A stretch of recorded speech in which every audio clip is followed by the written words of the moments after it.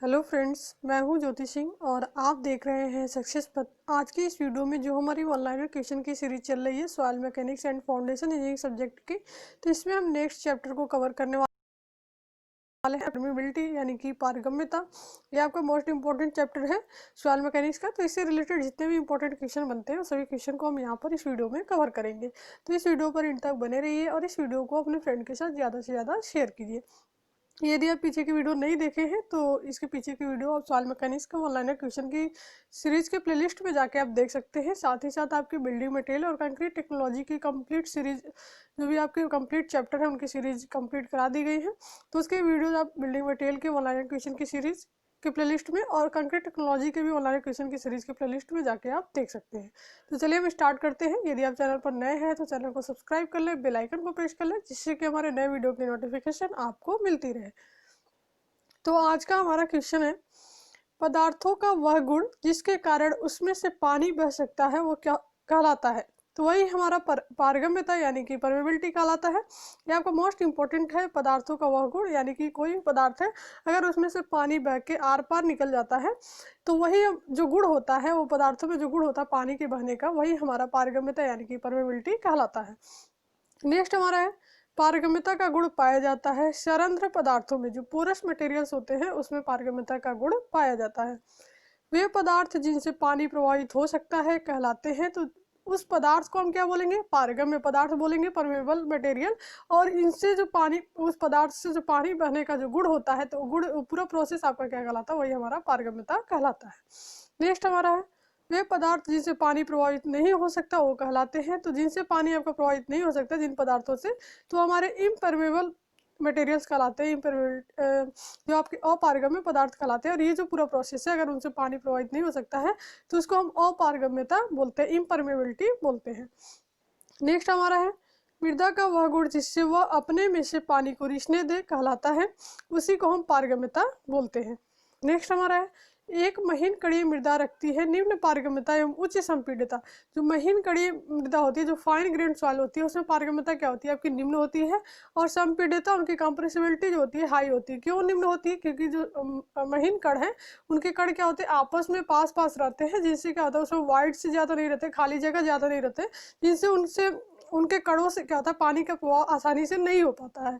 तो ये पॉइंट आप याद रखिएगा कि जो महीन कण होते हैं, फाइन ग्रेन सॉइल, उसकी पारगम्यता आपकी निम्न होती है। और जो आपके कोर्स ग्रेन सॉइल होते हैं उसकी पारगम्यता उच्च होती है, क्योंकि कोर्स ग्रेन सॉइल के बीच में रिक्तियाँ होती है, खाली जगह होती है, जिससे पानी आपका आसानी से पास कर जाता है। तो उनकी परमेबिलिटी का जो गुण होता है वो अच्छा होता है।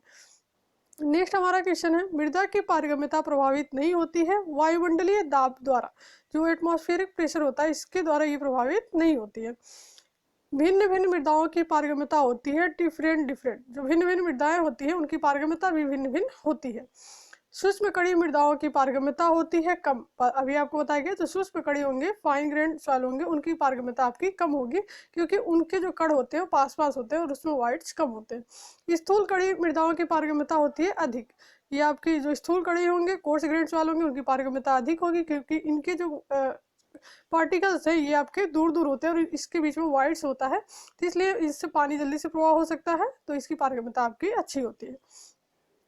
मृदा से पानी का प्रवाह हो सकता है या तो स्तरीय या फिर अशांत प्रवाह। दो तरह से प्रवाह इनका हो सकता है, या तो स्तरीय होता है या फिर लैमिनार फ्लो या फिर टर्बुलेंट फ्लो। नेक्स्ट हमारा है, वह प्रवाह जिसमें प्रत्येक कण द्रव एक निश्चित पथ पर यात्रा करता है तथा कभी भी किसी अन्य द्रव के कण को काटता नहीं है, वो क्या कहलाता है, वही हमारा स्तरीय यानी कि लैमिनार फ्लो कहलाता है। जिसमें क्या होता है कि प्रत्येक द्रव कण होता है एक निश्चित पथ पर यात्रा करता है, कभी भी दूसरे के पथ को नहीं काटता है, दूसरे के पथ पे नहीं जाता है, तो ये हमारा स्तरीय प्रवाह यानी कि लैमिनार फ्लो कहलाता है।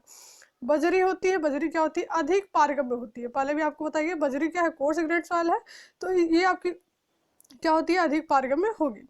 मृदा के माध्यम से जल प्रवाह के सिद्धांत का सर्वप्रथम अध्ययन किया गया था एच डार्सी द्वारा 1856 में। नेक्स्ट हमारा है, डार्सी के नियमानुसार प्रति इकाई क्षेत्रफल से जल प्रवाह या निर्वहन की दर समानुपाती होती है द्रवीय ढाल के यानी कि हाइड्रोलिक ग्रेडियंट के। वह समीकरण जो डार्सी नियम को परिभाषित करता है, Q इक्वल टू KIA। इसमें आपका स्मॉल i जो है हाइड्रोलिक ग्रेडियंट है, ये आपका क्षेत्रफल है, K आपका कांस्टेंट है। नेक्स्ट हमारा है, पारगम्यता को जाना जाता है पारगम्यता गुणांक के रूप में। जो परमेबिलिटी होती है उसको हम परमेबिलिटी कांस्टेंट के रूप में जानते हैं।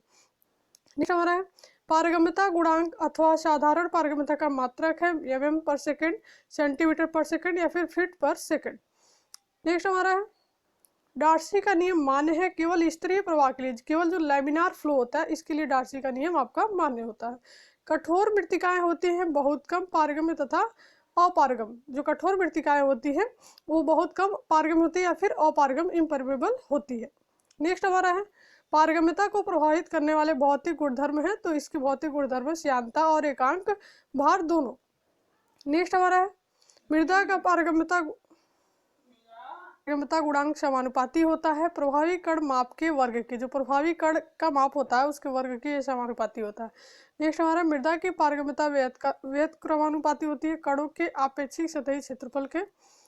वैज्ञानिक एलन हैजन के अनुसार बालू का पारगम्यता गुणांक ज्ञात करने का सूत्र है, तो इसका पारगम्यता गुणांक ज्ञात करने का सूत्र है K = 100 D10 स्क्वायर। ये जो D10 यही प्रभावी माप है, तो 100 × D10 का स्क्वायर। नेक्स्ट हमारा है यदि द्रव की श्यानता अधिक है तो पारगम्यता होगी, अगर श्यानता अधिक होगी तो पारगम्यता हमारी कम होगी। पारगम्यता सीधे समानुपाती होती है जल के एकांक भार के। जो जल का एकांक भार होता है उसके सीधे समानुपाती होती है। पारगम्यता व्यत क्रमानुपाती होती है जल की श्यानता की। जल की श्यानता की ये व्यत क्रमानुपाती होती है। नेक्स्ट हमारा है तापमान बढ़ने के साथ पारगम्यता बढ़ती है। जैसे आपका तापमान बढ़ता है, टेम्परेचर अगर इंक्रीज होता है तो पारगम्यता भी इंक्रीज होती है। यदि मृदा पिंड पूर्णतः संतृप्त है तो पारगम्यता होगी अधिक। जब मृदा पिंड पूर्णतः संतृप्त होती है तो पारगम्यता आपकी अधिक होती है। यदि मृदा का एकांक भार अधिक है तो पारगम्यता होगी कम। एकांक भार अधिक होगा तो पारगम्यता उनकी कम होगी। यदि मृदा पिंड का रिक्त अनुपात अधिक है तो पारगम्यता गुणांक आपका अधिक होगा, क्योंकि रिक्त अनुपात इसमें ज्यादा है। नेक्स्ट हमारा है पारगम्यता गुणांक समानुपाती होता है, तो पारगम्यता गुणांक आपका E² के समानुपाती होता है। पारगम्यता ज्ञात करने के लिए स्थिर शीर्ष विधि सबसे उपयुक्त है स्थूल कणीय मृदाओं के लिए। जो आपका स्थिर शीर्ष विधि होती है कांस्टेंट हेड मेथड, ये आपका स्थूल कड़ी कोर्स ग्रेन सॉइल के लिए आपकी सबसे उपयुक्त विधि है। पारगम्यता ज्ञात करने के लिए चल शीर्ष विधि सबसे उपयुक्त है, तो जो आपकी वेरिएबल हेड मेथड होता है ये आपकी महीन कड़ी मृदाओं के लिए सबसे उपयुक्त होती है पारगम्यता ज्ञात करने के लिए। नेक्स्ट हमारा ससंजक मृदाओं की पारगम्यता ज्ञात की जाती है गिरते शीर्ष पारगम्यता परीक्षण द्वारा। ये सभी पारगम्यता ज्ञात करने के मेथड हैं। तो जो आपका फॉलिंग हेड परमेबिलिटी टेस्ट होता है इसके द्वारा हम क्या करते हैं ससंजक मृदाओं की पारगम्यता ज्ञात करते हैं। स्थिर शीर्ष पारगम्यता परीक्षण का प्रयोग किया जा सकता है, तो अधिक पारगम्य मृदाओं के लिए इसका हम प्रयोग करते हैं कांस्टेंट हेड परमेबिलिटी टेस्ट का। नेक्स्ट हमारा है स्थिर शीर्ष पारगम्यता परीक्षण में प्रतिदर्श की लंबाई मापी जाती है पीजोमीटर नली के प्रयोग के द्वारा। जो स्थिर शीर्ष पारगम्यता परीक्षण होता है इसमें हम प्रतिदर्श की लंबाई को मापते हैं पीजोमीटर नली के प्रयोग द्वारा। नेक्स्ट हमारा है चल शीर्ष विधि का प्रयोग किया जा सकता है कम पारगम्य मृदाओं के लिए। जो आपकी लेस परमेबल सॉइल होती है उसके लिए हम इसका प्रयोग करते हैं वेरिएबल हेड मेथड का। नेक्स्ट हमारा है पारगम्यता प्रत्यक्ष माप द्वारा निर्धारित की जा सकती है कि सहायता से किसकी सहायता से पारगम्यता मापी की सहायता से। पारगम्यता गुणांक निर्भर करता है मृदा पिंड के गुणों पर। जो मृदा के गुण होते हैं मृदा पिंड के गुण होते हैं उस पर ये निर्भर करता है। नेक्स्ट हमारा है अस्थिर शीर्ष परीक्षण का प्रयोग निम्नलिखित प्रकार की मिट्टी की पारगम्यता मापन के लिए किया जाता है। तो सिल्ट और मृत्तिका की पारगम्यता मापने के लिए अस्थिर शीर्ष विधि का हम प्रयोग करते हैं। नेक्स्ट हमारा है आंतरिक पारगम्यता अथवा परम पारगम्यता की इकाई है, तो ये आपकी है मीटर स्क्वायर या फिर वर्ग मीटर। मृदा के बड़े क्षेत्रफल के लिए पारगम्यता गुणांक की पूर्णतया राशि को निकाला जा सकता है पंपिंग आउट परीक्षणों द्वारा।